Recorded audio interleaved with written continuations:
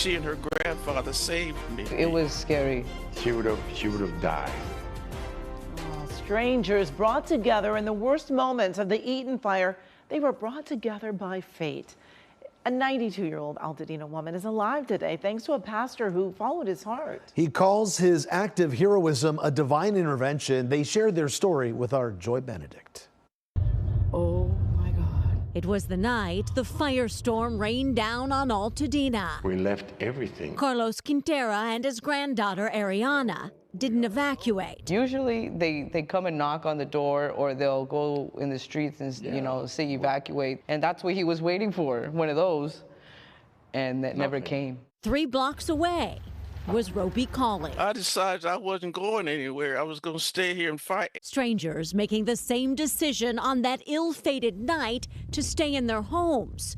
Then they woke up to an uncomfortable silence. Then I woke up around 3 o'clock in the morning. It was quiet, not one single siren. And then they saw the glow. We looked out through the window and we saw that the fire was really very close to where we were. The Quinteros left, driving to Pasadena to this church where Carlos is the pastor. Miss Cawley made tea in the home she's lived in for 60 years. I still kept sitting, hoping, well, this fire is not going to hit my house because I've been here too long. So I decided to stay. And for some reason, Quintero couldn't stay put. He left the safety of this church feeling the pull to go back to the flames. Grandpa! It was chaos. It was like a movie. They had already heard their street had burned, but this pastor couldn't shake the feeling to keep driving. He just kept going up and slower and slower. And even one time he took out his phone trying to take a picture and said, "Wait, can you please drive?" This is not the Rose Parade. Meanwhile, Miss Cawley finally realized she had to go. The house next door was on fire. My car was on fire, which was in the driveway. That told me then I better get out of here.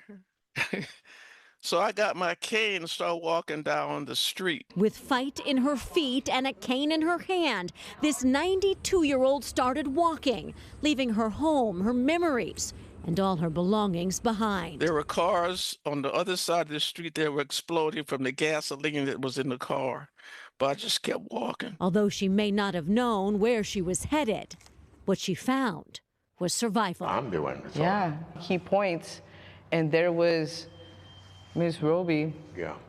Just barely walking out of her house. With the cane. You gotta go. We gotta go to the convention center. Let's go right now. They hadn't stopped and saw me in the middle of the street raising the cane up. They never would have stopped. Come on.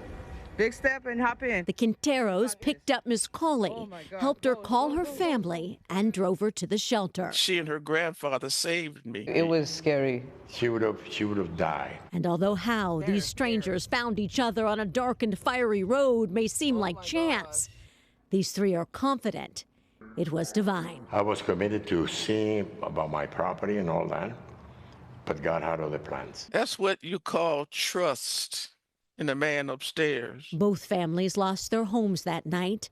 Miss Cawley is now living with her daughter out of state. The Quinteros plan to rebuild. And although they may never be neighbors again, their decisions to do all the wrong things put them all on the right path to save each other. You can survive anything if you want to. Joy Benedict, KCAL News.